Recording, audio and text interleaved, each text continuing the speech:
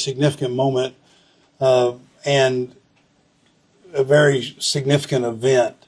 It is one that has brought significant trauma to our city, and our hearts go out to the individual victims and their families as a result of this event.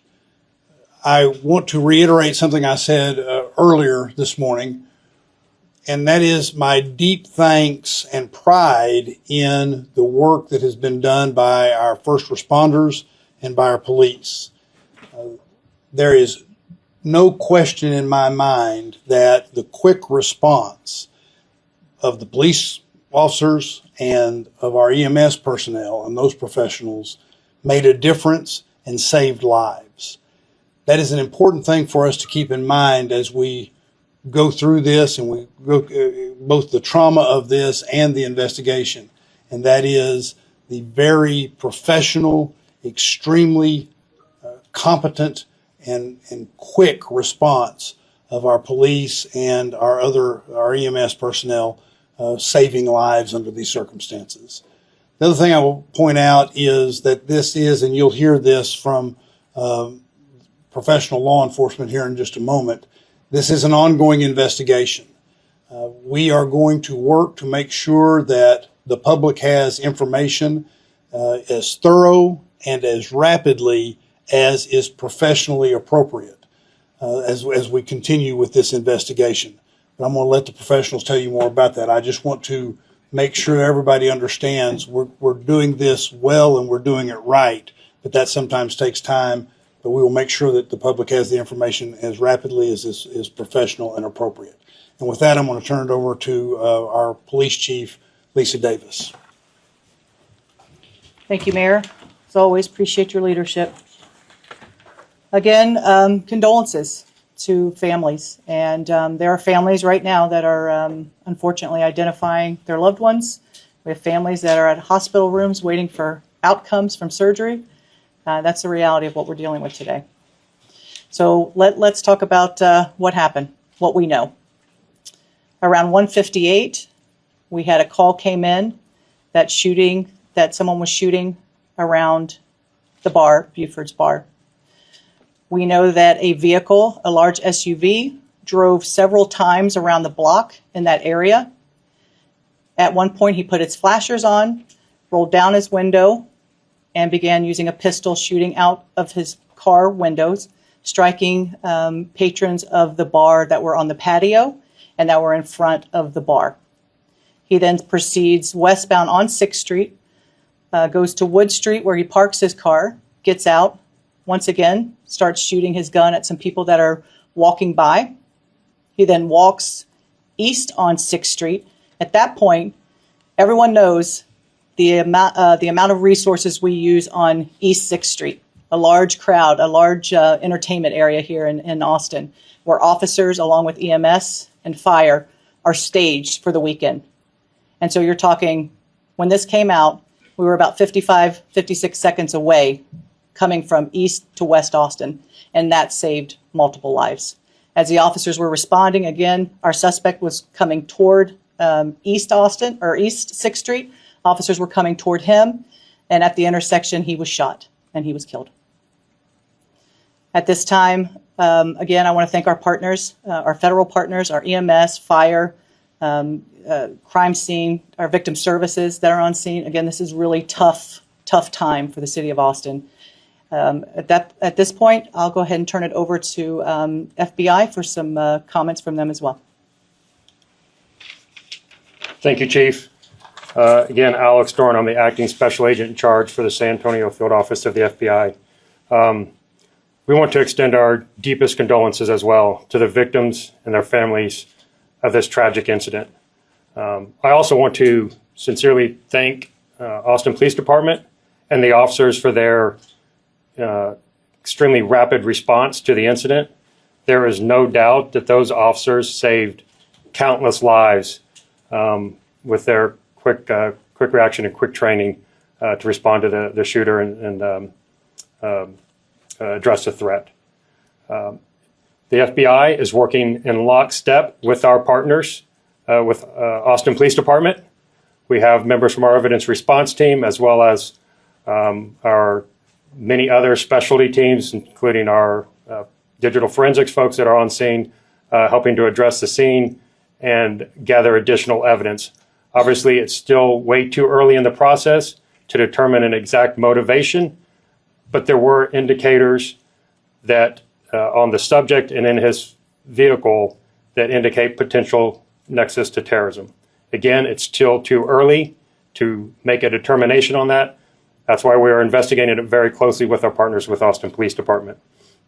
I just want to say, conclusion, we are committed to seeing this process through to the very end, and we will continue to work very closely with our partners with Austin Police Department. Thank you. I want to also ask our Chief Lukritz to come up and say a few words related to our emergency medical services. Good morning, Rob Lukritz, Chief of Austin Travis County EMS. Again, our condolences go out to all the families that were involved in this. Austin Travis County EMS received the first calls at 1:59 in the morning. As Chief Davis stated earlier, we had medical care on site treating patients within 57 seconds as part of a program between Austin Travis County EMS and the Austin Police Department, where we have paramedics embedded with the teams during the peak of entertainment hours. All total, we had more than 20 EMS resources that responded to the scene. We had all critical patients off the scene within 24 minutes and all patients off the scene within 47 minutes. In total, there were 17 patients treated, 3 were pronounced on scene, and 14 were transported to local hospitals, 3 in critical condition. And with that, I'll turn this back over to Mayor Watson. Yeah, if you have some questions, we'll, as it was indicated, we're going to be able to answer a few questions. Again, I want to say that because this is an ongoing investigation, we want to get as much information out to everyone that is in a professional and appropriate way. So there may be some things that we defer on, but if you have questions, please feel free. And we're just going to point you out, so we'll take it started here. So we heard from a source that there were potentially, that they were told that there were explosives in the suspect's car. Can you confirm that? So once the subject's car was identified, of course, we need to make sure that we're operating safely within that car. There were some things inside the car that gave us concern. So our EOD responded to ensure that there was no, bomb material, that type of thing. So that was cleared pretty quickly. That we felt confident that was not an issue. So there were no? There were no bombs. No. Thank you.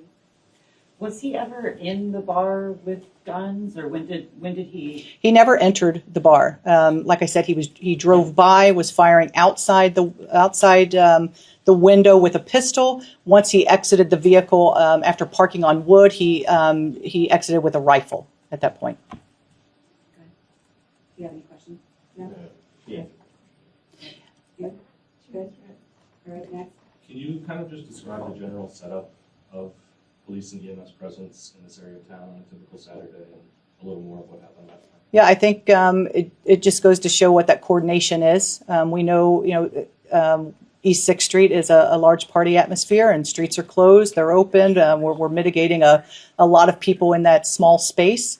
And so to have EMS, to have EMS, fire, and APD together working, it is just for things like this. And so again, we're very fortunate in those partnerships, and we work very well together. Very proud of that, and it showed that it worked. Again, I feel like a lot of lives were saved from this. We will be having a briefing tomorrow. Don't have the time yet. We'll get that to you. We'll have more information at that time. Yep, go ahead. Yeah, definitely. Yeah, EMS and the Austin Police Department have worked closely together for a number of years. However, there's been significant investment over the past 3 to 4 years in that partnership, including adding dedicated EMS resources to the entertainment district on the weekends, as well as supplemental paramedics that are embedded with the Austin Police Department on various apparatus, including like Polaris Rangers and things that can rapidly respond in the event of an active shooter situation. Those resources were deployed this weekend, and those are the individuals that arrived on scene. There are several up every weekend evening, as well as the additional resources that we have dedicated to the entertainment district, separate from our partnership with EPD. All those resources came together today as planned, and had all of the things that we needed in place to be able to effectively manage the scene. Thank you. One more comment. Yeah, you said indicators of terrorism. Can you say domestic terrorism or international terrorism? And then also, can you confirm the Joint Terrorism Task Force involvement? Yes, since it's the second question, since it's a matter we're looking at it as a potential matter of terrorism, obviously the Joint Terrorism Task Force is engaged, which obviously includes members from Austin Police Department as well as several federal and state and local partners. In terms of specifically what type of terrorism, we're just at this point prepared to say that it was potentially an act of terrorism. You specifically mentioned indicators that were on the person. Can you give more description as to what indicators you're talking about? Again, not at this time. We're not prepared to release that information just because it's very early stages of the investigation, and we wouldn't want to potentially impute any further investigative actions. How many firearms did the suspect have? There were two. There was the pistol that he used out the window, and then the rifle. All right, guys. Thank you all very Thank much. We want to thank you again. We want to say that our hearts go out to the victims and their families, and we will continue to provide information so that you're aware of what's going on and the public can be aware. But I want to end by saying once again how proud I am that the Austin Police and EMS were able to respond so rapidly and save lives. Thank you all very much.